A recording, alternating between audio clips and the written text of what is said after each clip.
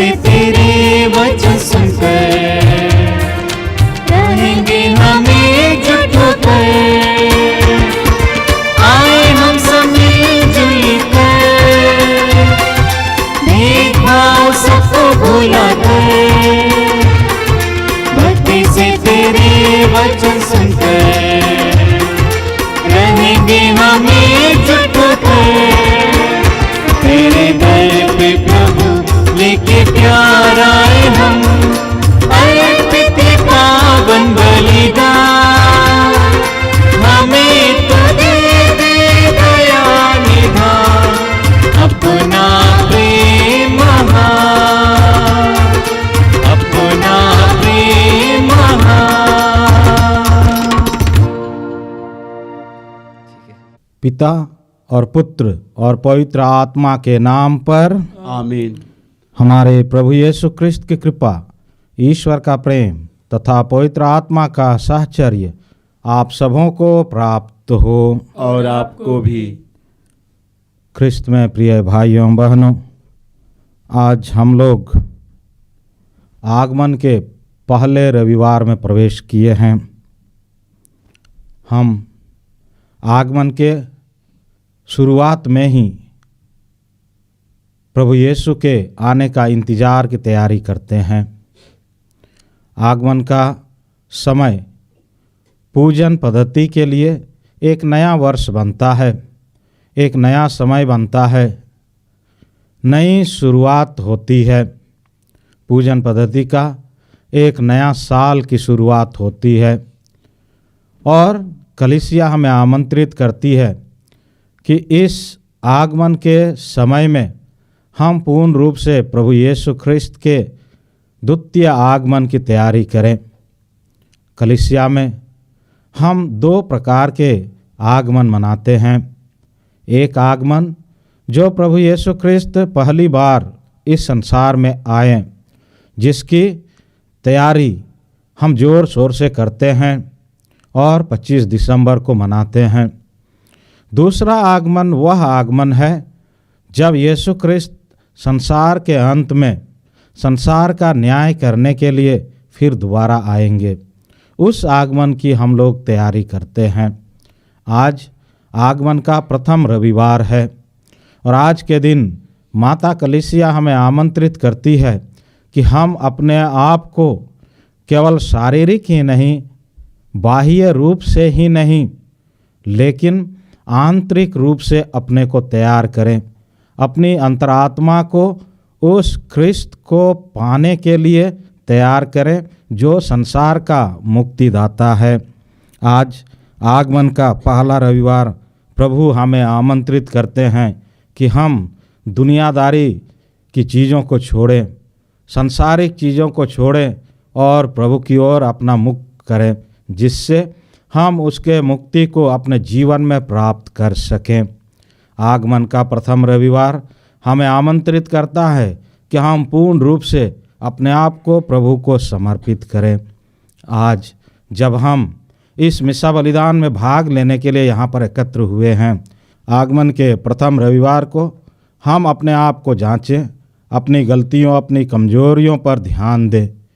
जब हम ख्रिस्त की अगवानी के लिए अपने को तैयार करते हैं, केवल 25 दिसंबर तक ही नहीं, लेकिन जब ख्रिस्त संसार के अंत में संसार का न्याय करने के लिए आएंगे, उसके लिए हम अपने आप को तैयार करें, अपनी अंतरात्मा को साफ करें।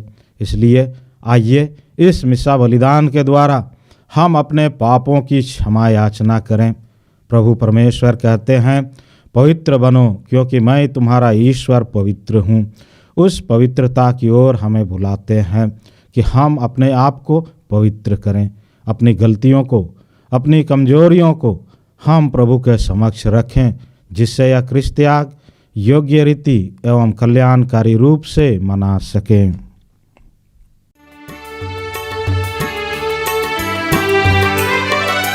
प्रभु हम पर दया करो, प्रभु हम पर कृपा करो, प्रभु हम पर दया करो, प्रभु हम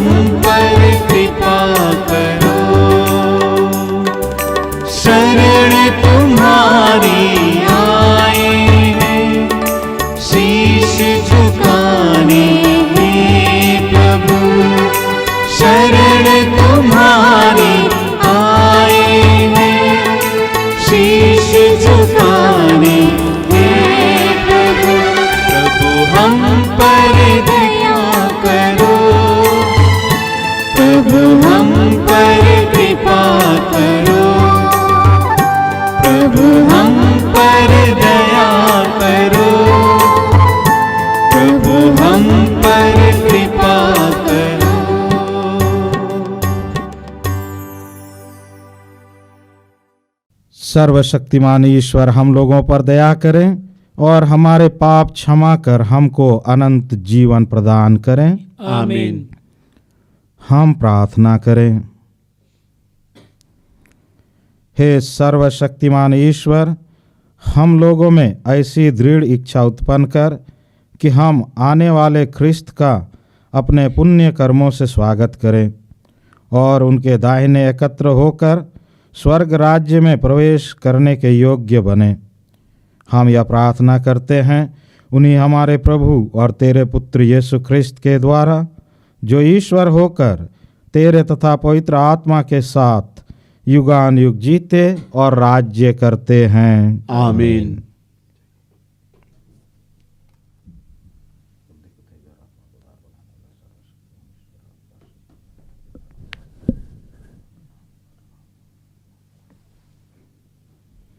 पहला पाठ नबी यिर्मयाह का ग्रंथ, अध्याय 33, पद संख्याएं 14 से 16 तक। प्रभु का यह कहना है, देखो वे दिन आ रहे हैं जब मैं इस्राएल तथा यूदा के घराने के प्रति अपनी प्रतिज्ञा पूरी करूंगा। उन दिनों और उस समय मैं दाऊद के लिए एक धर्म वंशज उत्पन्न करूंगा, जो देश पर न्यायपूर्वक शासन करेगा।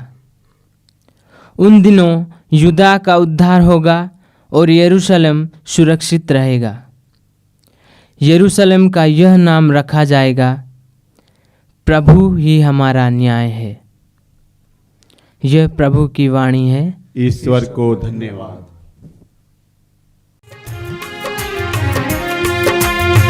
अनमोल वचन तेरा प्रभु, पथ के लिए मेरा दीपक बना। रोशनी तू है खुदा यीशु, मेरे लिए तू ज्योति बना।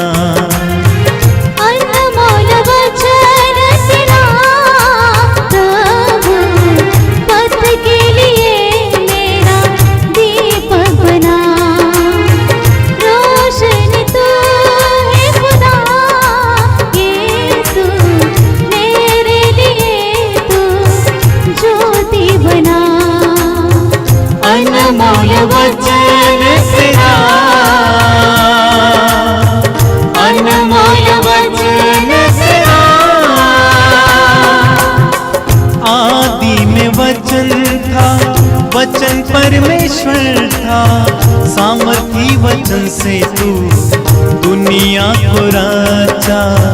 आदि में वचन था, वचन परमेश्वर था, सामर्थी वचन से तू दुनिया को रचा। मोहब्बत हुई तेरे नाम से, लगन हुई कलाम से। मोहब्बत हुई तेरे नाम से, लगन हुई कलाम से। अनमोल वचन तेरा, अनमोल वचन तेरा। मधुर तेरा वचन सोने चांदी से भी उत्तम, तेरी व्यवस्था मुझको सच्चाई सिखाता। मधुर तेरा वचन सोने चांदी से भी उत्तम, तेरी व्यवस्था मुझको सच्चाई सिखाता। ध्यान मेरा तेरी कलाम में, आराधना तेरी चरण में। ध्यान मेरा तेरी कलाम में, आराधना तेरी चरण में। अनमोल वचन तेरा प्रभु, पथ के लिए मेरा दीपक बना। रोशनी तू है खुदा यीशु, मेरे लिए तू ज्योति बना, अनमोल वचन तेरा, अनमोल वचन तेरा।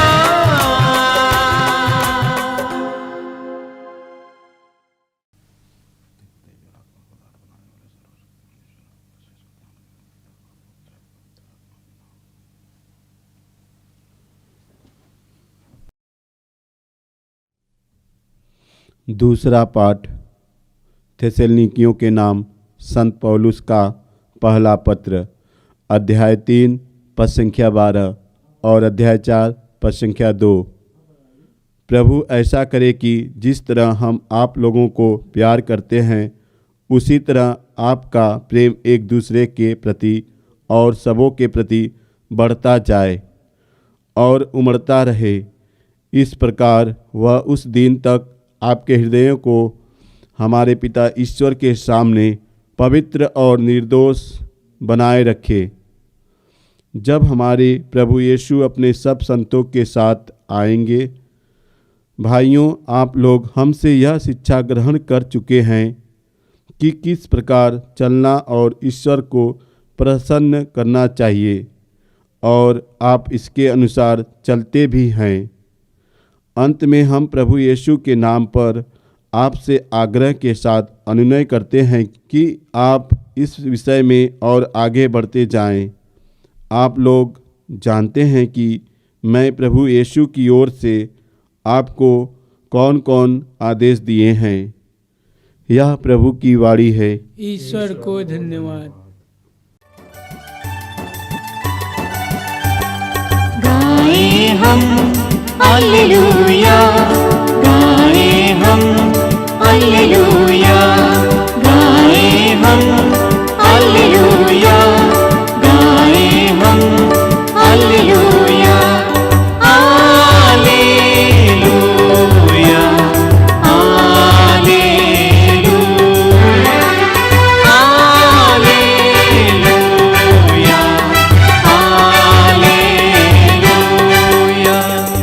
अमर वचन तेरा प्रभु, जीवनदायी वचन, अमर वचन तेरा प्रभु, जीवनदायी वचन।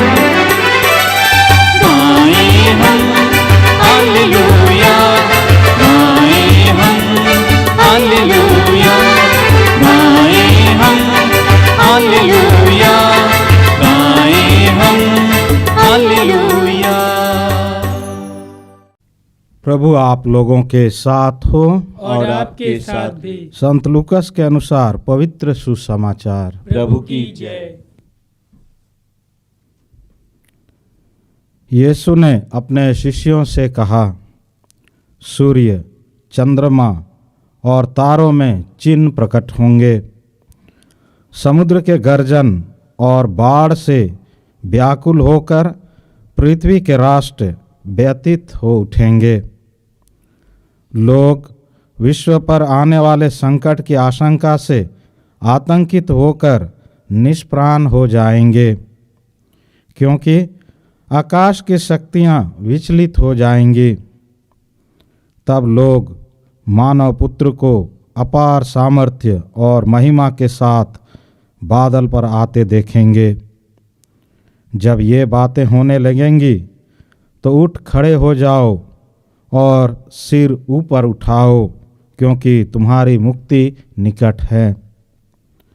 सावधान रहो, कहीं ऐसा न हो कि भोग विलास, नशे और इस संसार की चिंताओं से तुम्हारा मन कुंठित हो जाए और वह दिन फंदे की तरह अचानक तुम पर आ गिरे, क्योंकि वह दिन समस्त पृथ्वी के सभी निवासियों पर आ पड़ेगा। इसलिए जागते रहो और सब समय प्रार्थना करते रहो, जिससे तुम इन सब आने वाले संकटों से बचने और भरोसे के साथ मानव पुत्र के सामने खड़े होने के योग्य बन जाओ। यह प्रभु का सुसमाचार है। ख्रिस्त प्रभु की जय। ख्रिस्त में प्रिय भाइयों एवं बहनों, जैसे कि शुरू में मैंने कहा कि आज हम लोग आगमन के प्रथम रविवार में प्रवेश किए हैं। आगमन का प्रथम रविवार हमें यीशु ख्रिस्त के द्वितीय आगमन की ओर ले चलता है। प्रथम आगमन में यीशु ख्रिस्त मनुष्य बनकर इस संसार में आए। उन्होंने मनुष्यों का साथ जीवन जिया, लोगों के साथ रहें, लोगों को चंगाई प्रदान किए, मुर्दों को जिलाएं, दुख भोगे, कष्ट सहें, मृत्यु में जाना पड़ा और वे तीसरे दिन मृतकों में से जी उठे और स्वर्ग गए। वह प्रथम आगमन था।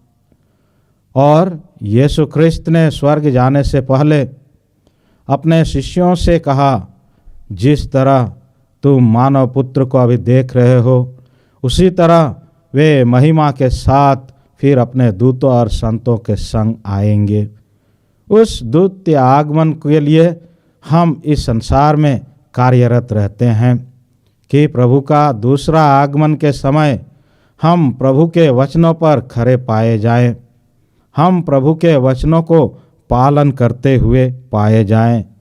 यह द्वितीय आगमन कब होगा या अंतिम समय कब होगा, यह हम नहीं जानते हैं।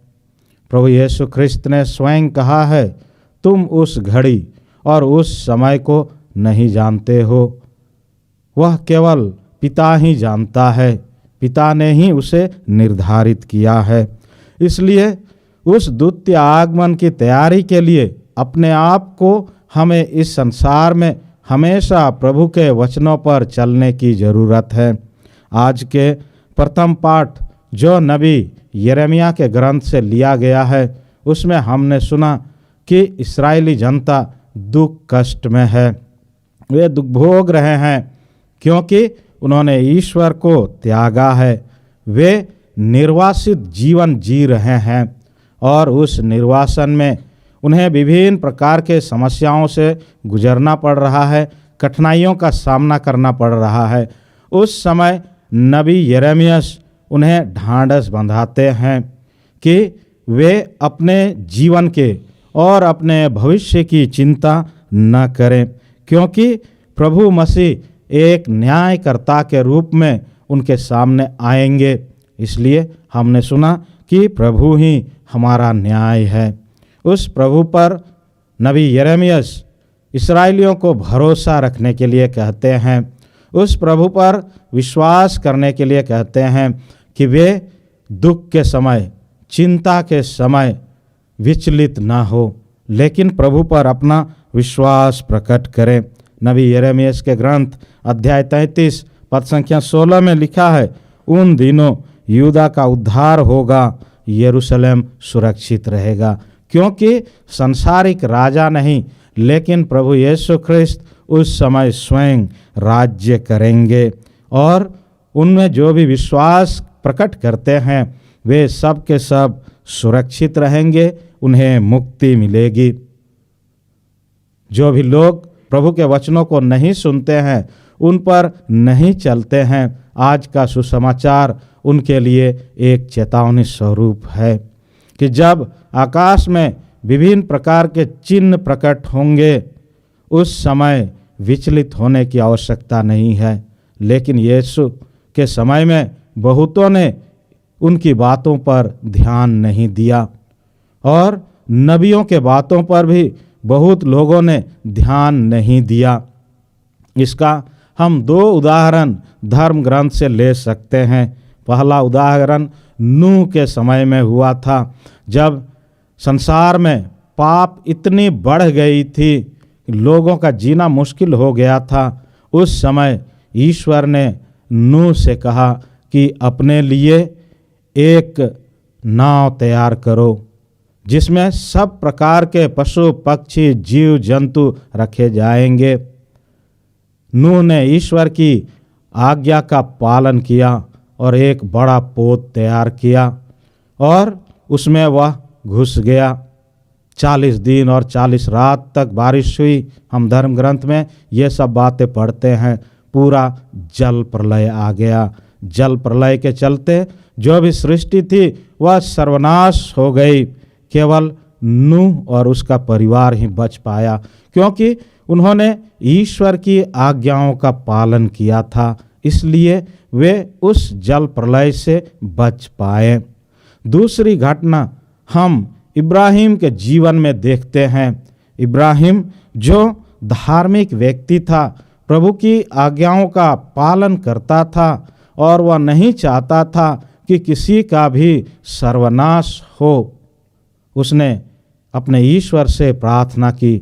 जब ईश्वर ने सोदोम और गोमोरा का सर्वनाश चाहा, क्योंकि वहाँ के लोग अधर्मी हो गए थे और वे नैतिकता का जीवन नहीं जी रहे थे, जिसके चलते ईश्वर ने सोदोम और गोमोरा का सर्वनाश करना चाहा। लेकिन इब्राहिम अपने ईश्वर पर अपना विश्वास प्रकट करता है, क्योंकि उसका भतीजा लोट वहाँ पर रहता है। इब्राहिम लोट के पास जाकर के लोट को वहाँ से निकालता है। लोट और उनके जो भी पत्नियाँ और जो उनके बच्चे, पशु, सब कुछ वे जब बाहर निकालते हैं तो उसकी पत्नी, लोट की पत्नी वापस देखती है और हम वचन में पढ़ते हैं कि जैसे वह वापस मुड़ करके देखती है, वह नमक का खंभा बन जाती है। प्रभु की आज्ञाओं का जो उल्लंघन करता है, ईश्वर पुराने व्यवस्थान में किसी ना किसी रूप में उसे दंड देते हैं। लोट ने ईश्वर की आज्ञाओं का पालन किया। जैसे इब्राहिम ने लोट से कहा, लोट ने वैसे ही किया। इस प्रकार वह बच गया। 10 कुंवारियों का दृष्टांत हमने बार बार पढ़ा होगा, जो हम संत मत्ती के सुसमाचार अध्याय 25 में पाते हैं। 10 कुंवारियाँ वैसी कुमारियाँ थी जो 5 समझदार थी और 5 नासमझ थी। नासमझ कुंवारियों को अंतिम समय में कष्टों का सामना करना पड़ा। जब दुल्हा वहाँ आते हैं, द्वार बंद हो जाता है और ये 5 नासमझ कुंवारियाँ जब द्वार के पास जाती है, कहती है, प्रभु द्वार हमारे लिए खोल दीजिए। अंदर से आवाज़ आती है, मैं तुम्हें नहीं पहचानता हूँ, मैं तुम्हें नहीं जानता हूँ। हाँ कृष्ण में प्रिय भाइयों बहनों, ये तैयारी का समय है। आगमन काल प्रत्येक विश्वासी के लिए तैयारी का समय है कि वह हमेशा आने वाले दिनों के लिए तैयार रहें। प्रभु यीशु ख्रिस्त आज के सुसमाचार में स्वयं कहते हैं, जब विभिन्न प्रकार की घटना घटने लगेंगी, उस समय सावधान रहो। कहीं ऐसा ना हो कि भोग विलास, नशे और इस संसार की चिंताओं से तुम्हारा मन कुंठित हो जाए और वह दिन फंदे की तरह अचानक तुम पर आ गिरे। प्रभु हमें हमेशा भावी जीवन के लिए तैयार रहने के लिए बोलते हैं कि हम प्रभु के आगमन की आगवानी हमेशा अपने जीवन में करते रहें, जिससे हम उनके आगमन में उनके लिए और उनके समक्ष खड़े होने के योग्य बन पाएं। प्रभु के आगमन की तैयारी के लिए हमें आज के पाठों द्वारा कुछ बातों को अपने मन में रखने की आवश्यकता है। पहली बात है जो सुसमाचार के अंत में हमने सुना कि जागते रहो और सब समय प्रार्थना करते रहो, जिससे तुम इन सब आने वाले संकटों से बचने और भरोसे के साथ मानव पुत्र के सामने खड़े होने के योग्य बन जाओ। पहली बात कि प्रभु हमसे कहते हैं कि हम जागते रहें, जिससे हम मुक्ति से वंचित ना हो जाएं। संत मत्ती के सुसमाचार अध्याय 26 पद संख्या 41 में हम पढ़ते हैं, जागते रहो और प्रार्थना करते रहो। शरीर तो दुर्बल है लेकिन आत्मा तत्पर है। हमें तत्परता पूर्वक जागते रहने की आवश्यकता है, क्योंकि मानव पुत्र के आगमन को हम नहीं जानते कि वह किस घड़ी आएंगे। दूसरी बात जो आज के पाठों द्वारा हमें प्राप्त होती है वह यह है, हर समय प्रार्थना करते रहो, क्योंकि प्रार्थना हमको अपने ईश्वर के नज़दीक लाता है। प्रार्थना हमको अपने ईश्वर से हमेशा जोड़े रखता है। केवल संकट के समय ही नहीं, विपत्ति के समय ही नहीं, लेकिन हर समय हमें प्रार्थना करते रहना है। प्रभु आज के पाठ द्वारा हमें वही बातें बताते हैं, और आज के दूसरे पाठ द्वारा हम सीखते हैं कि केवल वो प्रार्थना और जागते रहना ही नहीं, साथ साथ हमारे जो अगल बगल के भाई बहन हैं उनके प्रति अपना प्रेम दिखाएं। प्रभु ने जो प्यार हमें दिया है उस प्यार को हम दूसरों को दे सकें। और अंत में हम पाते हैं कि मानव पुत्र के सामने खड़े होने के योग्य बन जाओ। हम अपने कार्यों को, अपने कर्तव्यों को इस संसार में रहते समय ईमानदारी पूर्वक निभाएं। हम आलसी नहीं बने। विशेष करके इस आगमन के समय में हम अपनी तत्परता दिखाते रहें, जिससे हम प्रभु के आने तक योग्य पाए जाएं।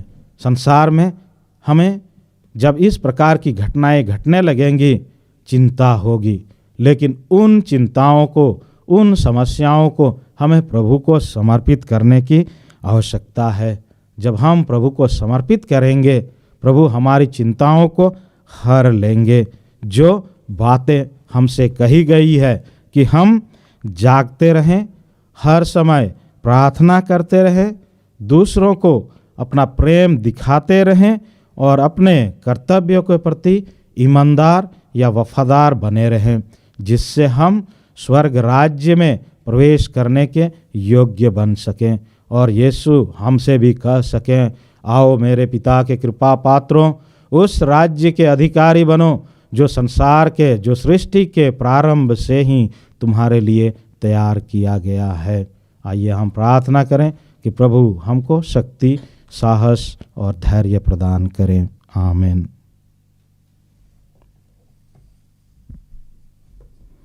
आइए हम अपने विश्वास को दोहराएं।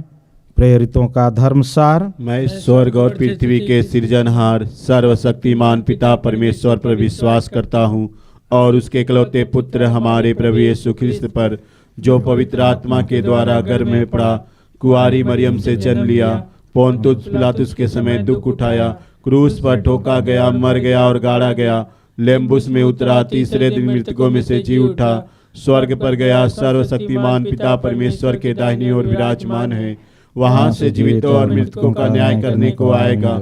मैं पवित्र आत्मा पर, पवित्र काल्तिक कलीसिया, धर्मियों के संबंध, पापों की क्षमा, देह का पुनरुत्थान और अनंत जीवन पर विश्वास करता हूँ। आमीन। प्यारे भाई बहनों, हम अपने प्रभु और मुक्तिदाता की प्रतीक्षा कर रहे हैं। परम दयालु पिता ईश्वर से हम प्रार्थना करें कि ख्रिस्त के पावन आगमन हृदय के दीन सुसमाचार की कृपा ग्रहण करें और दया व मुक्ति प्राप्त करें और कहें, हे पिता हमारी प्रार्थना सुन। हे पिता हमारी प्रार्थना सुन। हे पिता ईश्वर, आज हम हमारे संत पिता फ्रांसिस, सभी धर्माध्यक्षों, पुरोहितों एवं धर्म भाई बहनों को आपके पवित्र चरणों में समर्पित करते हुए प्रार्थना करते हैं कि पिता ईश्वर, आपने जिस कार्य के लिए उन्हें चुना एवं नियुक्त किया, वे सभी आपके मार्ग पर बताए चलते हुए प्रेरितिक कार्य को अच्छी तरह से निभाकर कलीसिया को सही मार्गदर्शन दे सके। इसके लिए हम पिता ईश्वर से निवेदन करें। हे पिता हमारी प्रार्थना सुन। हे पिता ईश्वर, आज हम विश्व के समस्त विश्वासी भाई बहनों को आपके समक्ष रखते हुए प्रार्थना करते हैं कि पिता उन सभी के सुख दुख में सहभागी बने एवं विश्वास में मजबूत कर, जिससे वे विपत्ति के समय न घबराएं, बल्कि और मजबूती के साथ अपने जीवन में आगे बढ़ते जाए तथा प्रत्येक कठिनाइयों में आपका ही नाम हमेशा गूंजती रहे। इसके लिए हम पिता ईश्वर से निवेदन करें। हे पिता हमारी प्रार्थना सुन। हे पिता ईश्वर, सभी बीमार भाई बहनों को आपके पावन हाथों में रखते हुए प्रार्थना करते हैं। विशेषकर जो लंबे अरसे से पीड़ित हैं, घोर कठिनाइयों से लड़ रहे हैं एवं अस्पतालों में जीवन और मृत्यु के बीच संघर्ष कर रहे हैं। पिता, उन्हें धैर्य प्रदान कर, साहस से काम लेने की शक्ति प्रदान कर एवं जो भी दवाइयों का सेवन कर रहे हैं उन्हें अपनी चंगाई भरी हाथों से स्पर्श कर आशीष प्रदान कर, जिससे वे भले चंगे होकर आपका गुणगान गा सके। इसके लिए हम पिता ईश्वर से निवेदन करें। हे पिता, हमारी प्रार्थना सुन। हे पिता ईश्वर, हम उन परिवारों के लिए प्रार्थना करते हैं जिन परिवारों में अशांति है, मेल मिलाप नहीं है, एक दूसरे को समझने की शक्ति नहीं है, जिस कारण से परिवार टूट चुके हैं और टूटने के कगार में है। पिता ईश्वर, उन्हें समझने की शक्ति दे और पवित्र आत्मा से परिपूर्ण कर दे, जिससे वे परिवार में मेल मिलाप का भाव हो, प्रेम और शांति का संचार हो, जिससे पुनः परिवार में खुशहाली एवं आनंद का वास हो। इसके लिए हम पिता ईश्वर से निवेदन करें। हे पिता, हमारी प्रार्थना सुन। हे पिता ईश्वर, हम उन सभी युवक युवतियों के लिए प्रार्थना करते हैं जो सही मार्ग से भटक कर बुराई का रास्ता अपनाए हैं। पिता ईश्वर, उन्हें सद्बुद्धि एवं विवेक से भर दे, जिससे वे अपने जीवन के मूल्यों को समझकर बुराई के रास्ते को छोड़ सके और अच्छाई के रास्ते को अपना सके। इसके लिए हम पिता ईश्वर से निवेदन करें। हे पिता, हमारी प्रार्थना सुन। हे ईश्वर, हम पर यह अनुग्रह कर कि इस नश्वर संसार में तेरे पुत्र यीशु ख्रिस्त के आगमन द्वारा हम अंधकार के कर्म त्याग कर ज्योति के शस्त्र धारण करें तथा अंतिम दिन में जब वे हमारा न्याय करने लौटेंगे हम उनके साथ अविनाशी जीवन के लिए जी उठें। हम यह प्रार्थना करते हैं उन्हीं हमारे प्रभु ख्रिस्त के द्वारा, आमीन।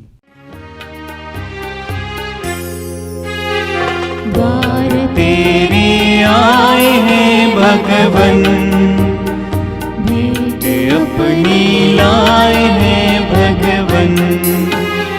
द्वार तेरे आए हैं भगवन, भेंट अपनी लाए हैं भगवन।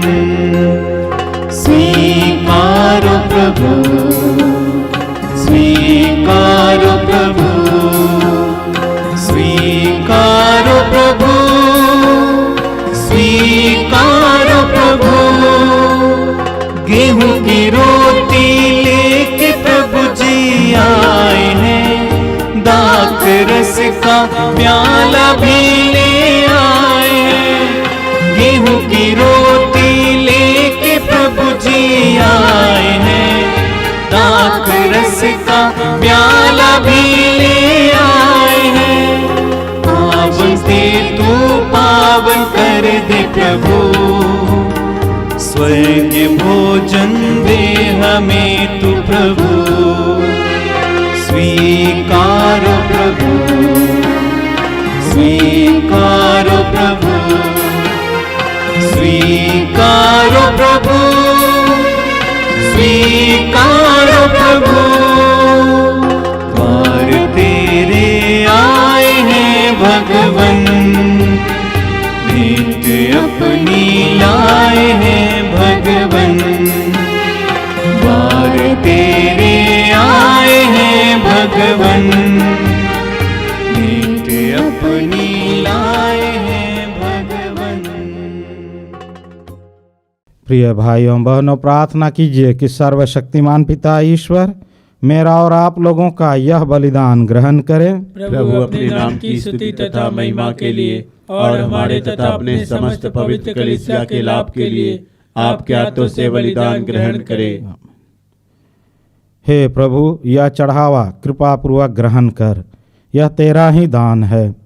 जो संस्कार तूने हमें पृथ्वी पर कृपा निधि के रूप में दिया है वह हमें स्वर्ग में अनंत मुक्ति का पुरस्कार दिलाए। ऐसी कृपा कर हमारे प्रभु ख्रिस्त के द्वारा, आमीन। प्रभु आप लोगों के साथ हो और आपके साथ भी। प्रभु में मन लगाइए। हम प्रभु में मन लगाए हुए हैं। हम अपने प्रभु ईश्वर को धन्यवाद दें। यह उचित और आवश्यक है। हे पूज्य पिता, यह परम उचित है, हमारा कर्तव्य तथा कल्याण है कि हम सदा सर्वत्र अपने प्रभु ख्रिस्त के द्वारा तुझे धन्यवाद दें। अपने प्रथम आगमन में इन्होंने दीन मानव बनकर तेरी आदि योजना पूरी की तथा हमारे लिए अनंत मुक्ति का मार्ग फिर खोल दिया। जब ये अंतिम आगमन के समय महिमा मंडित होकर पधारेंगे, तब हमें वह मुक्ति प्राप्त हो जाए जिसकी प्रतीक्षा हम उत्सुकता से कर रहे हैं। इसलिए हम स्वर्ग के समस्त दूत गणों से मिलकर तेरी स्तुति करते हुए निरंतर एक स्वर से गाते हैं। पवित्र पवित्र पवित्र प्रभु विश्वमंडल के परमेश्वर, स्वर्ग और पृथ्वी तेरी महिमा से परिपूर्ण है। स्वर्ग में प्रभु की जय। धन्य वे जो प्रभु के नाम पर आते हैं। स्वर्ग में प्रभु की जय। हे परम पिता, तू वास्तव में पवित्र है, सारी पवित्रता का स्रोत है। हम तुझसे निवेदन करते हैं, तू यह उपहार अपने आत्मा के संस्पर्श से पवित्र कर दे कि यह हमारे प्रभु यीशु ख्रिस्त का शरीर तथा रक्त बन जाए। जिस रात को यीशु स्वेच्छा से मृत्यु के लिए सौंपे गए, उन्होंने रोटी ली, तुझे धन्यवाद दिया और रोटी तोड़कर उसे अपने शिष्यों को देते हुए कहा, तुम सब इसे लो और खाओ, यह मेरा शरीर है जो तुम्हारे लिए बलि चढ़ाया जाएगा।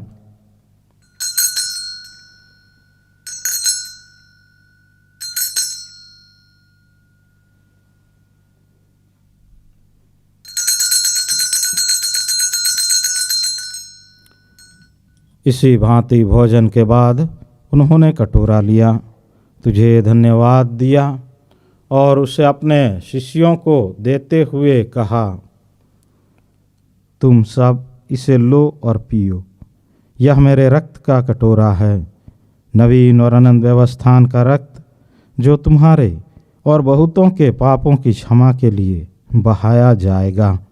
तुम मेरी स्मृति में यह किया करो।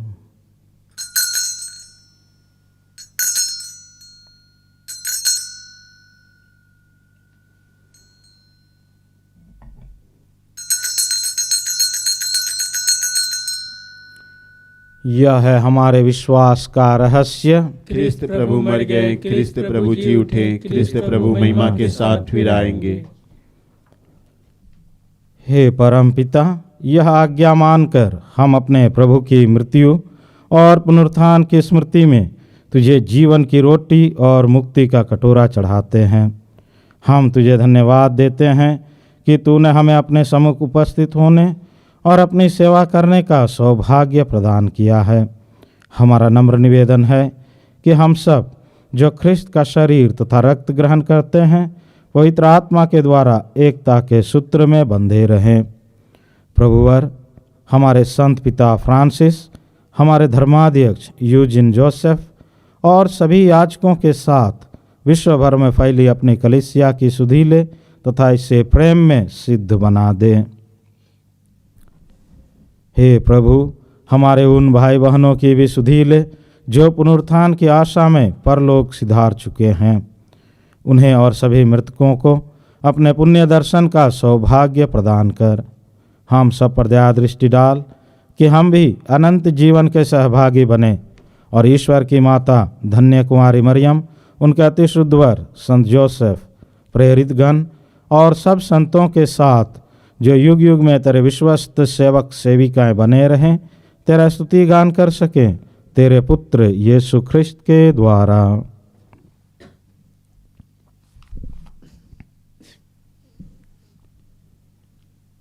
इन्हीं प्रभु ख्रिस्त के द्वारा, इन्हीं के साथ और इन्हीं में, हे सर्वशक्तिमान पिता परमेश्वर, पवित्र आत्मा के साथ तुझे समादर तथा महिमा युगानुयुग मिलते रहते हैं। आमीन आमीन आमीन।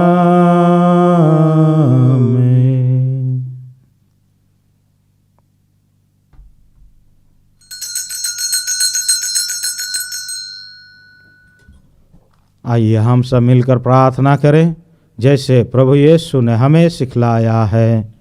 हे हमारे पिता जो स्वर्ग में है, तेरा नाम पवित्र माना जाए, तेरा राज्य आवे, तेरी इच्छा जैसे स्वर्ग में है वैसे इस पृथ्वी पर भी पूरी हो।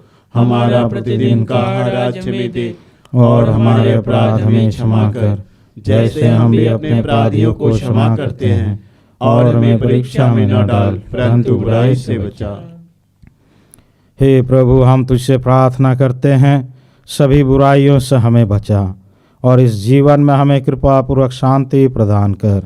हम तेरी दया से सदा पाप से दूर और हर विपत्ति से सुरक्षित रहें, और उस दिन की प्रतीक्षा करते रहें जब हमारे मुक्तिदाता यीशु ख्रिस्त फिर प्रकट होकर हमारी मंगलमय आशा पूरी करेंगे। क्योंकि तेरा राज्य, तेरा सामर्थ्य और तेरी महिमा अनंत काल तक बनी रहती है। हे प्रभु यीशु ख्रिस्त, तूने अपने प्रेरितों से कहा है, मैं तुम्हारे लिए शांति छोड़ जाता हूँ, अपनी शांति तुम्हें प्रदान करता हूँ। तू हमारे पापों पर नहीं, अपनी कलीसिया के विश्वास पर दृष्टि डाल और उसे शांति तथा एकता प्रदान कर। तू युगानुयुग जीता और राज्य करता है। आमीन। प्रभु की शांति सदा आप लोगों के साथ रहे, और आपके साथ भी। हम परस्पर शांति अभिवादन करें।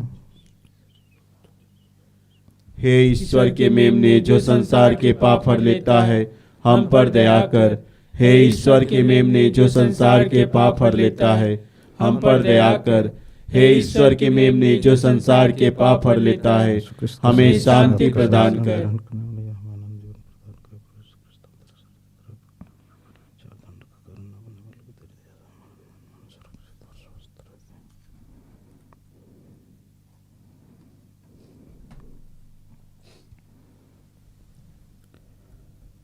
देखिए ईश्वर का मेमना जो संसार के पाप हर लेता है।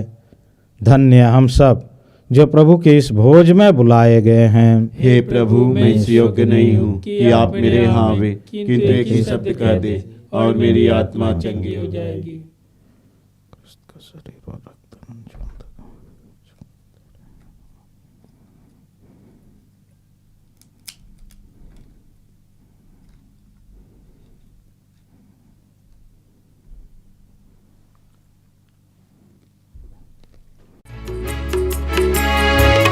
आजा मेरे प्यारे प्रभु इस रोटी रूप में, आजा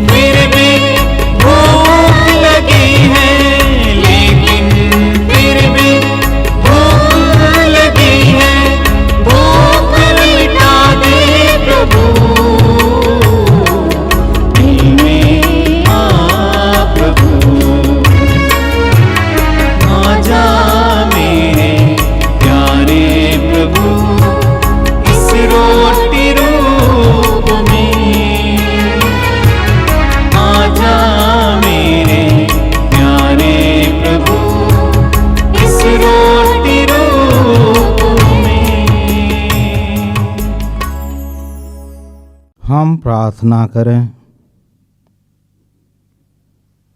हे प्रभु, जो संस्कार हमने ग्रहण किया है वह हमारे लिए हितकर हो। इसके द्वारा तू हमें ऐसी शिक्षा दे कि हम नश्वर वस्तुओं के बीच निवास करते हुए भी अनश्वर एवं स्वर्गिक वस्तुओं से प्रेम करें तथा उन्हीं में अपना मन लगाए रहें। यह वर दे हमारे प्रभु ख्रिस्त के द्वारा। आमीन। प्रभु आप लोगों के साथ हो और आपके साथ भी। सर्वशक्तिमान ईश्वर पिता और पुत्र और पवित्र आत्मा आप सबों को आशीर्वाद प्रदान करें। आमीन। आप लोग विदा लें। प्रभु की शांति साथ रहे। ईश्वर को धन्यवाद।